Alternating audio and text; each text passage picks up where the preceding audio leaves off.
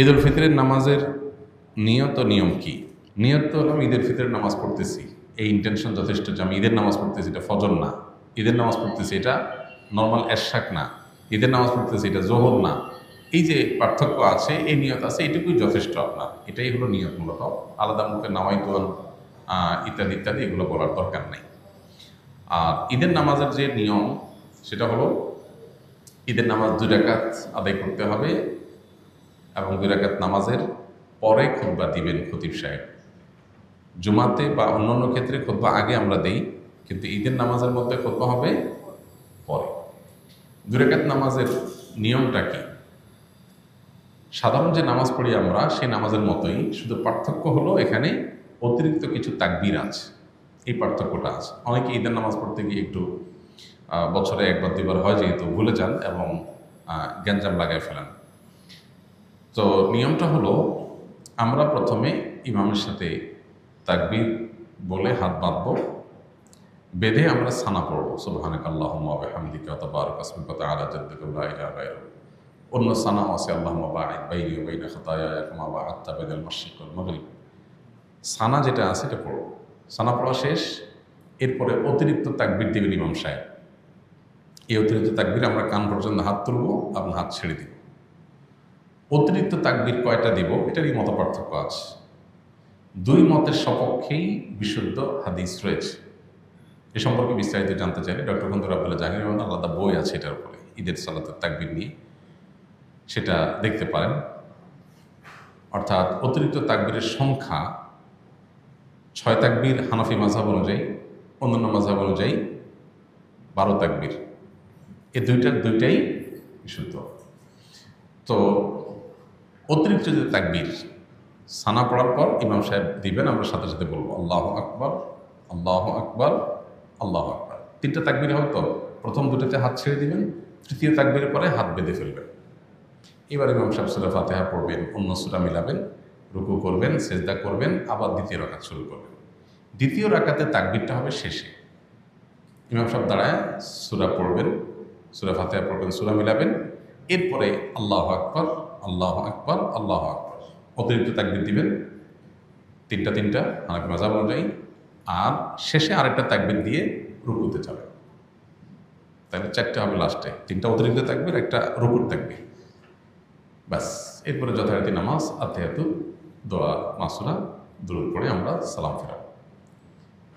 এ হলো নামাজ। তাহলে শুধুমাত্র অতিরিক্ত তাকবীরগুলো প্রথম রাকাতে সানা পড়ার পরে সূরা ফাতিহার আগে, আর দ্বিতীয় রাকাতে অতিরিক্ত তাকবীরগুলো হবে রুকুতে যাওয়ার আগে, সূরা ফাতিহা সূরা মিলানোর পরে।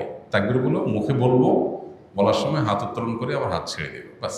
এই ছাড়া আর কোনো পার্থক্য নেই। ঈদের নামাজের পরে ইমাম সাহেব খুতবা দিবেন, তখন মনোযোগের সাথে খুতবা শ্রবণ করতে হবে। অনেকে আছেন ঈদের নামাজ পড়ে খুতবা শোনা ছাড়া চলে যান, খুবই গর্হিত কাজ, খুতবা শুনতেই হবে। সো ঈদের নামাজের গুরুত্বপূর্ণ অংশ খুতবা শোনা। খুতবা শোনা ছাড়া যাওয়া জায়েজ নাই। অবশ্যই আপনাকে ঈদের নামাজের পরে খুতবা শুনে তারপরে যেতে হবে। ঈদের দিনের আমলগুলো কি কি?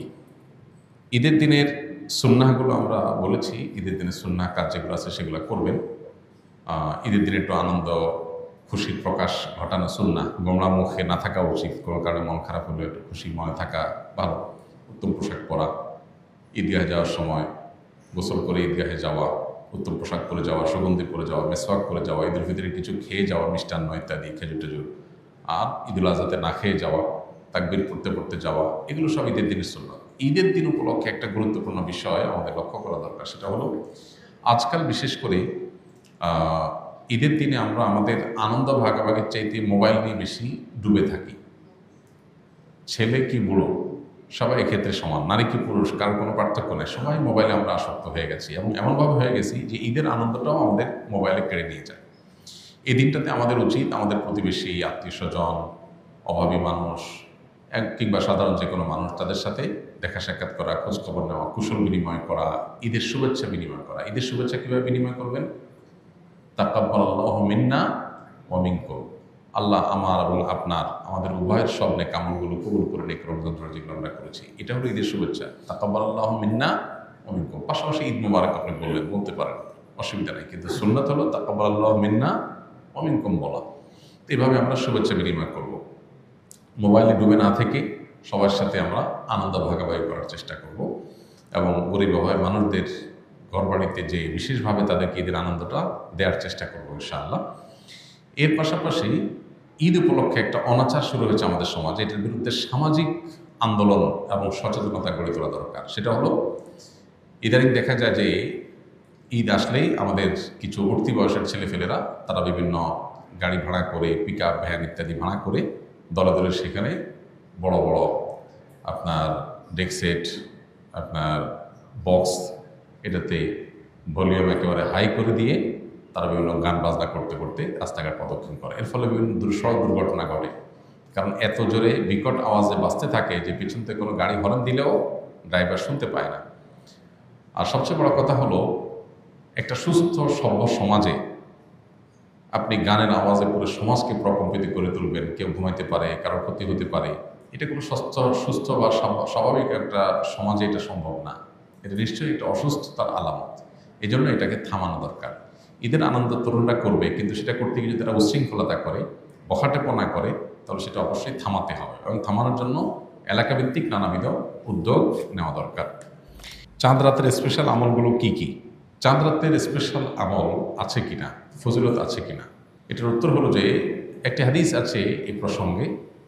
যদি কেউ চাঁদ রাতে রাত জেগে ইবাদতবন্দি করে, তাহলে কিয়ামতের ভয়াবহতা থেকে আল্লাহ তাকে হেফাজত করবেন। এই হাদিসের সনদ নিয়ে মুহাদ্দিসদের অনেকেরই আপত্তি আছে, অনেকে আপত্তি তুলেছেন এবং অনেক উলামা ইকরাম চাঁদ রাতের আলাদা ইবাদতের কোনো ফজিলতকে অস্বীকার করেছেন, চাঁদ রাতের কোনো আলাদা ফজিলতের কথা বলেননি। আবার অনেক ওলামা ইকরাম, বিশেষ করে সালাফ পূর্বসূরি অনেক বড় বড় মুহাদ্দিস, অনেক পূর্বসূরিগণ এই চাঁদ রাতে ইবাদতবন্দি করতেন এবং করাটাকে উৎসাহিত করেছেন বিভিন্নভাবে। কিন্তু হাদিসের আলোকে যদি বলেন, তাহলে সেক্ষেত্রে আসলে তেমন কোনো বিশুদ্ধ হাদিস এক্ষেত্রে বর্ণিত হয়নি। যে হাদিস আছে সে হাদিসের সনদের মধ্যে দুর্বলতা আছে।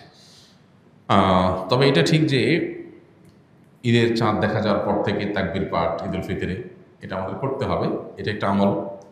আবার ফজর নামাজ আগে আগে উঠে মসজিদে আদায় করা, এটা আরেকটা আমল। এই আমলগুলো আমাদের বিশেষভাবে যত্নশীল হইতে হবে। আর এছাড়া তাহাজ্জুদ, ভোর রাতের আমল, এগুলো তো আমরা লক্ষ্য করব। শাওয়াল মাসের একটা বিশেষ দিক, চাঁদ দেখার পর থেকে যে শাওয়াল মাস শুরু হয়ে যায় সেটা হলো যে রমজানের যে আমলগুলো করেছি সেগুলোর ধারা যেন আমাদের অব্যাহত থাকে। রমজানের শেষে শাওয়ালে চাঁদ দেখা গেল আর সব আমল ধাপ করে বন্ধ হয়ে গেল, এটা কোনো ইমানদার সুলভ আচরণ না। বরং আমল সাধ্য অনুযায়ী, রমজানে হয়তো পরিমাণ অনেক বেশি করেছেন, এখন অল্প করেন, কিন্তু কন্টিনিউয়াসলি সেটা ধরে রাখার চেষ্টা করতে হবে। ফিতরা না দিলে গুনাহ হবে কিনা, ভুলে গেলে করণীয় কি? ফিতরা এটা দিতে হবে। ফুকায়ে আহনাফের মতে যারা সচ্ছল, তাদের নিজেদের এবং পরিবারের ছোট বাচ্চা কাচ্চা যারা আছে তার তরফ থেকে তাদেরকে ফিতরা দিতে হবে, এটা ওয়াজিব, এবং না দিলে গুনাহ হবে। এই ফিতরা যদি কেউ দিতে ভুলে যান, দেন নাই, তাহলে ঈদের পরে এটার কাজার সিস্টেম নেই। তবে ঈদের পরে যদি কেউ দেয়, ঈদের দিন যদি ঈদের নামাজের পরে দেয়, আদায় হয়ে যাবে। অনেকদিন পরে মনে হলো, তখন এটা সাধারণ দান হিসাবে হয়তো পরিমাণ দান করে দিতে পারেন, আল্লাহর কাছে তওবা করবেন যেন ভবিষ্যতে এটা মিস না হয়। মাগরিবের ফরজ নামাজ শেষ সাকাত পেলে বাকি নামাজ কিভাবে পড়ব? মাগরিবের ফরজ নামাজ যদি আপনি শেষ সাকাত পান, তাহলে সেক্ষেত্রে শেষ সাকাতটা পূর্ণাঙ্গ করলেন, ইমাম সাহেব সালাম ফিরালেন, আপনি সালাম ফিরালেন না, আপনি দাঁড়াবেন, দাঁড়ায়া সূরা ফাতিহা পড়বেন, সাথে সূরা মিলাবেন। এরপরে আপনি রুকু সিজদা দিয়ে বসবেন। কেন বসবেন? কারণ এটা আপনার কত নম্বর রাকাত? দ্বিতীয় রাকাত। এক রাকাত ইমামের সাথে পড়েছেন, এটা সেকেন্ড রাকাত, সো আপনাকে বসতে হবে সেকেন্ড রাকাত হিসাবে। এরপরে দাঁড়ালেন, দাঁড়ায় আবার সূরা ফাতিহা সূরা মিলালেন, রুকু সিজদা করলেন, লাস্টের রাকাতে আবার বসবেন না দাঁড়ায় যাবেন? বসতেই হবে। কেন? ওইটা তো শেষ রাকাত, ফিনিশিংয়ে যেতে হবে। বসে আত্মায়াত দুরূদ পড়ে দোয়া পড়ে সালাম ফিরাবো। তাহলে মাগরিবের নামাজ যদি কেউ লাস্টের রাকাত পায়, তাহলে তার বৈঠক কয়টা হবে? 3টা হবে। ইমামের সাথে একটা, ওইটাতে তার বসার কথা ছিল না, প্রথম রাকাতে বৈঠক হয় না। কিন্তু যদি ইমামের সাথে আছে, ইমামের অনুকরণটা গুরুত্বপূর্ণ, সেজন্য তিনি অনুকরণের স্বার্থে বসেছেন, কিন্তু ওটা তার বসার কথা ছিল না। আর বাকি 2টা তো বসতেই হবে। সব মিলিয়ে 3টা বৈঠক হবে।